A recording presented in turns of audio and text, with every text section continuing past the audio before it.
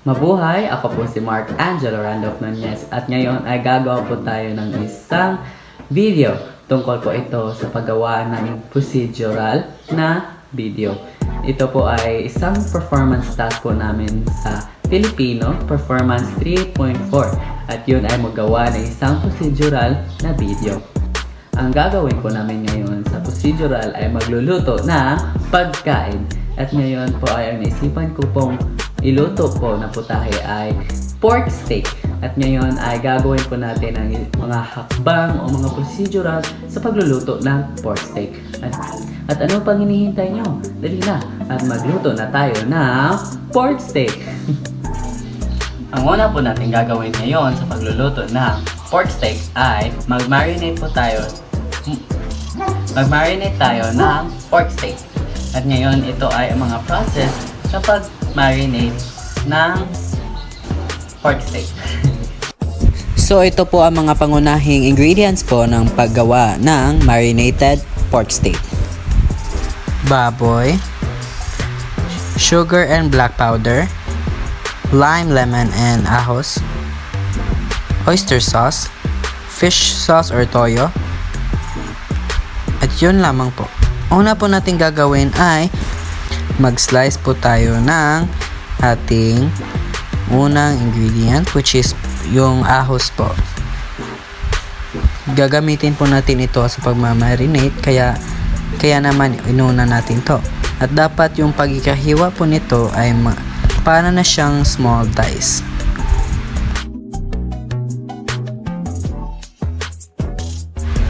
Pagkatapos ay ilipat ito sa maliit na plato.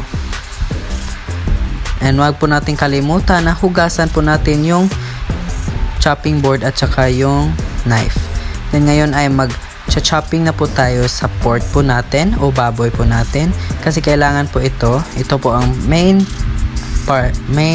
potahe po natin o ingredient. Sa pagsaslice naman ay dapat ito ay parang naka-pork chop na style.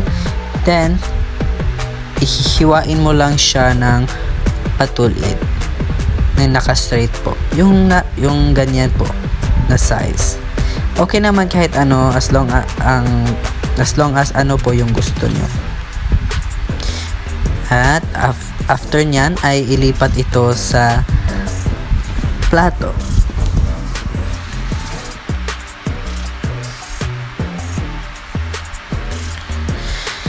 At yun na po ang ating pork.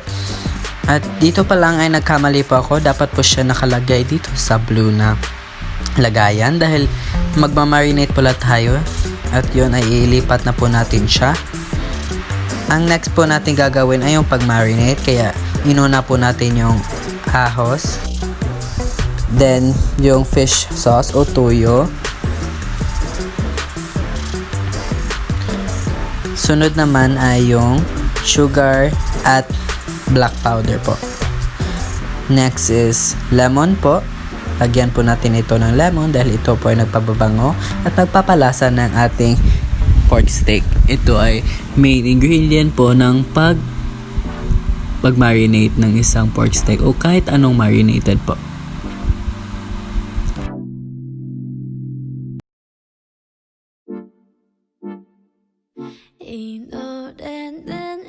About your baby. Importante sa lahat of course is yung oyster sauce dahil ito ay nagbibigay din ng lasa sa ating pork steak. At sa paghalo-halo po natin ay magagamit po tayo ng plastic gloves o kahit anong gloves na malinis po. Tsaka tikman po din natin yung lasa ng ating marinated. At ito ay kabog naman, kaya naman ilagay na natin ito sa refrigerator para po mag-marinate na po siya. Iwan po natin ito ng 8 to 12 na oras para po may panlasa na talaga na nadikit sa pork natin. After 8 oras po ay pwede na natin ito lutuin. Ihanda po natin yung kawali at ito naman ay maghihiwa po tayo ng ating bombay dahil ito po ay gagamitin natin sa pag-saute kasama ang yung pork. Dapat po ito ay naka-half. Yung isa po ay gagamitin natin pang toppings at yung isa naman ay gagamitin natin pang saute. Dapat po mince po yung sibuyas. At ngayon po ay magsimula na tayo sa pagkululuto. Kaya naman ay painitin na natin yung kawali, lagyan ng mantika para naman ito ay prepared na po. At kailangan po itong mainit. Sa pagluluto ko po kanina hindi ko po na-record yung paglagay ng sibuyas at saka yung mga baboy po. At yun po ang nakita po sa video natin ngayon na naglalagay po ako ng baboy sa kawali po natin at nagluluto po tayo. Next natin is paghalo-haluin lang po natin yung mga baboy dahil ito po ay nagsisimula pa lang sa pagluluto ng ating baboy.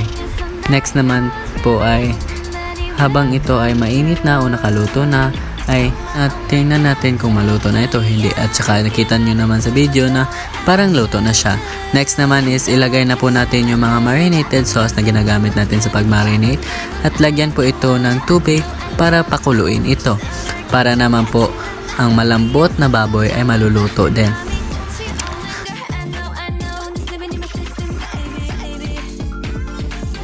Kapag ito ay maluto na o malambot na po yung baboy ay lagyan na po natin ito ng sibuyas, yung pang toppings po. Ito po ay nagbibigay ng lasa at isang ingredient na nagbibigay ng dekorasyon at nagbibigay din ito ng kalasa-lasa. Pagtapos na ay off na po ang ating kawali dahil ito ay tapos na. Kunin ito at iserve sa lamesa. At yan na po ay hinahaon na po natin yung baboy, yung pork steak po natin. Ang sarap po sa tingin pero sa pagkain, yes na yes. At ito na po ang pork steak natin na parang hindi pork steak. Kaya naman ay titikman na po natin ng ating nagluluto. At yun, tinikman. Ganon. At saka ang reaction po nito ay approve. Yes, approve na approve. Napasayaw ito tuloy. At yan, masarap talaga. Sobrang sarap. So yun lang po ang mga hakbang o proseso ng pagluto ng pagkain na pork steak. At yun lang po ang sa video na po ito. Maraming salamat po sa panonood ng aming PT 3.4 paggawa ng isang hakbang sa isang video. Thank you!